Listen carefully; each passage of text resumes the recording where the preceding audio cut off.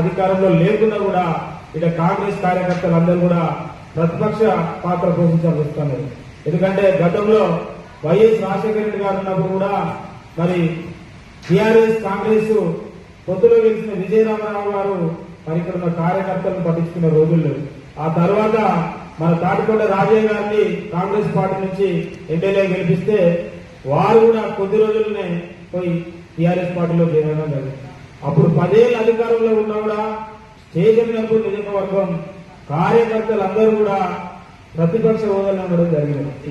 రేవంత్ రెడ్డి నాయకత్వంలో తిరిగి అధికారంలోకి వచ్చిన తర్వాత మరి మా నాయకురాలు సింగపురం ఇంద్ర గారు కొద్ది తేడాతో ఓడిపోయినప్పటికీ సరే ఓడిపోయినా కూడా ఇన్ఛార్జ్ ఉన్నది, గవర్నమెంట్ ఉన్నది, మాకు మంచి రోజులు వచ్చినాయి, ఇకనైనా ఇక్కడ ఉన్న కార్యకర్తలందరూ బతుకులు బాగుపడతాయి, ఇక్కడ ఉన్న పేద ప్రజలకు న్యాయం జరుగుతున్న పార్టీలకు వచ్చి మా ముందే వాళ్ళ పెద్దాలకు చెలాయిస్తుంటే మరి కష్టపడ్డ మా పరిస్థితి ఏంటి? మరి మొన్నటికి మొన్న ఇక్కడ ముఖ్యమంత్రి గారి ప్రోగ్రాం జరిగితే మరి కనీసం ఇక్కడ ఏ మండల స్థాయి లీడర్లకు కానీ కష్టపడులకు కానీ ఒక్క స్టేజీ పాస్ కూడా మాకు రాదు. కేవలం వాళ్ళతో పార్టీలో చేరైనా వాళ్ళకే స్టేజీ పాసులు ఉంటాయి, వాళ్ళకే విఐపీ పాసులు ఉంటాయి. మరి మేము జనాలను తరలించే వరకు మరి జెండాలు మోసే వరకు మీటింగ్ల వరకు మా పని అవుతారు. మరి మేము కష్టపడి పార్టీ కోసం సేవ చేస్తే కాంగ్రెస్ పార్టీ సిద్ధాంతాల కోసం కష్టపడి మేముంటే కాంగ్రెస్ పార్టీ లైట్ ఆడకుండా మేమున్నాం. మరి వివిధ పార్టీలలో పదవులు అనుభవించి డబ్బులు సంపాదించుకొని మళ్ళా మా పార్టీలోకి వచ్చి మాకు చేయాలని పుట్టాలని చెలాయిస్తున్నారు. కాబట్టి అధిష్టానమైన రేవంత్ రెడ్డి గారైనా మరి ప్రత్యేకంగా స్టేషన్ కనుపుల మీద మీ దృష్టి పెట్టాలి.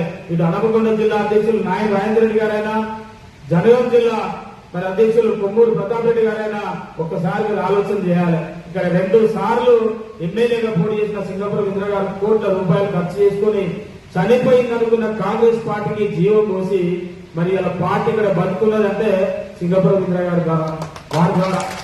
ఇందిరా గారు లేకపోతే ఇక్కడ కాంగ్రెస్ పార్టీ లేదు. అది మొత్తం తెలంగాణ రాష్ట్రానికి కూడా తెలుసు. ఇదే సభలో మొన్న జరిగిన ముఖ్యమంత్రి గారు పెట్టిన మీటింగ్ లో మరి ఎమ్మెల్యే గారి ఎలక్షన్ల అప్పుడు అదే మీటింగ్ లో ముఖ్యమంత్రి గారు వచ్చి మరి అక్కడ చెప్పడం జరిగినది. మరి ఇందిరా గారిని గెలిపియాలి, మరి ఇక్కడ వీరిద్దరు కూడా ఇక్కడ అభివృద్ధి చేయలేదు, ఒకరి మీద ఒకరు చెప్పుకొని స్టేషన్ కంపూర్ వెనకబడిపోయిందని చెప్పి వాళ్ళే చెప్పడం జరిగినది. మరి తెలిసినా కూడా వాళ్ళని పార్టీలో తీసుకున్నారు. సరే పార్టీ సిద్ధాంతాలకు కట్టుబడి ఉన్నాం కాబట్టి మా మేడం గారు కూడా మీకోసం కట్టుబడి ఉన్నది. మరి వాళ్లకు కేబినెట్ లో హోదా లేదు, నామినేట్ పోస్టు లేదు, కనీసం ముఖ్యమంత్రి గారి మీటింగ్ కూడా మేడం గారిని రానియలేదు. ఎందుకంటే ఇక్కడ కార్యకర్తలు అందరి కష్ట సుఖాలు మేడం గారి తప్ప ఇంకెవరికి తెలియదు.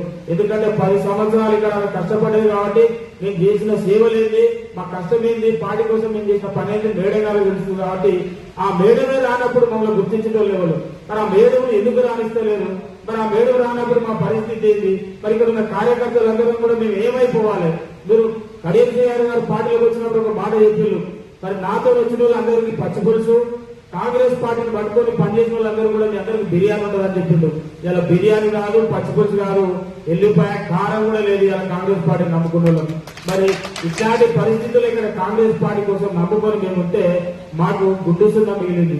సరే మమ్మల్ని పదవులు అడుగుదలేము, మేము కాంట్రాక్ట్ అడుగుదలేము, పని చేసినందుకు మమ్మల్ని గుర్తించండి, మరి పార్టీ కోసం సేవ చేసామని చెప్పి మేము అడుగుతున్నాం.